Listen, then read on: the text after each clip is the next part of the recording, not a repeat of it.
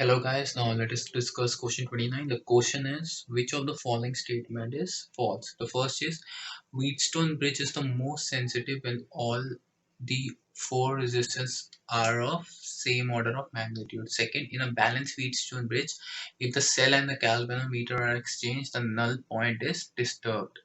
Third, a rheostat can be used as a potential divider. Fourth, Kirchhoff's second law represents energy conversion, conversi- con- conservation.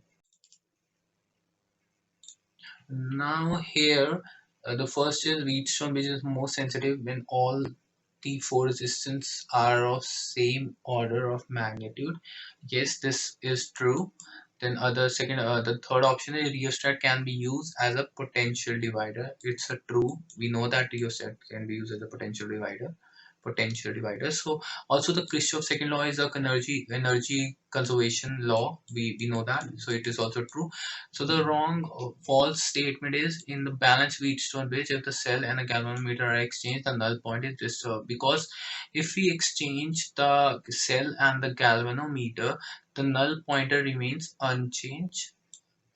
Okay, so that's why the correct option is the false statement among it is option 2, and the correct answer is option 2.